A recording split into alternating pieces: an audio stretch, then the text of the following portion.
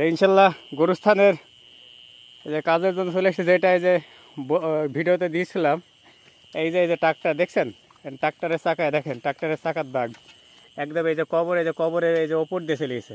মুস্তাক, নাহিদ, ওরা সবাই এসছে। ইনশাল্লাহ বাঁশ কেটে এই রাস্তাটা আমরা এসে বন্ধ করে দেবো, কারণ এখানে অপবিত্র গায়ে অনেকে আসে, যার ফলে এই কবরগুলো এসে সমস্যার সম্মুখীন হয়। আল্লাহ সহায় থাকলে ইনশাল্লাহ আজকে আমরা কাজ শেষ করে এই পথটা অন্তত পক্ষে বন্ধ করে যাব। তো ঠিক আছে, ইনশাল্লাহ কাজ শুরু হবে এখনই। আসসালামু আলাইকুম। অলরেডি শুরু হয়ে গেছে। এই যে বাঁশ ঝাড়ে থেকে, হ্যাঁ হ্যাঁ হ্যাঁ মার করো। আরও কয়েকটা বাঁশ কাটা লাগবে, ইনশাল্লাহ সন্ধ্যার আগে শেষ করব। না হলে সন্ধ্যা হলেও সমস্যা নাই, ফর্সা থাকতে হবে। 5:49 বাজে।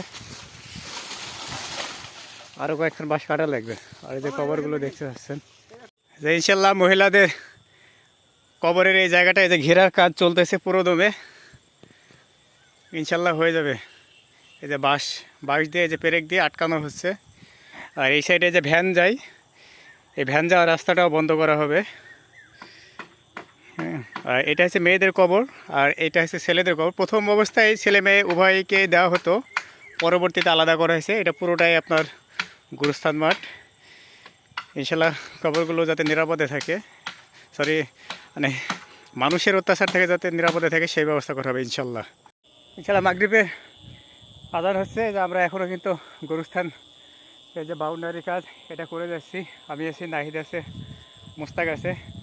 নামাজ মাঠে যদি পড়ার এই সুযোগ হয় মাঠে পড়বো, নাহলে বাড়িতে যাই একবারে পড়ে নেব। উজু করে ব্যবস্থা নাই, বাসায় যেও নামাজ হবে। আর একটু কাজ বাদ আছে। এই যে এটা মেয়েদের গোরস্থান দেখছেন, ওই যে বাউন্ডারি প্রায় দৃশ্যমান হয়েছে। এই পাশ দিয়ে কিন্তু এখন আর কেউ হেঁটে যেতে পারবে না, একটু দূর দিয়ে যেতে হবে। তো মোটামুটি আলহামদুলিল্লাহ হয়েছে। আর এই যে মুস্তাকরা আর একটু ঘেরা কাজ আছে, যে ভ্যান যাচ্ছে, এইখানে একটা খুঁটি পোতা হবে। আর যে ওই মাথায় যাতে ভ্যানটা এই ভিতর দিয়ে না যেতে পারে, সেটার একটা ব্যবস্থা করা হচ্ছে। ইনশাল্লাহ খুব দ্রুতই আমরা কাজ শেষ করতে পারবো। শেষ কাজ প্রায়, আমাদের কাজ শেষের দিকে। অন্ধকার হয়ে গেছে তো আসলে দেখা যাচ্ছে না, খুব একটু লাইট দিই, লাইট তো নাই।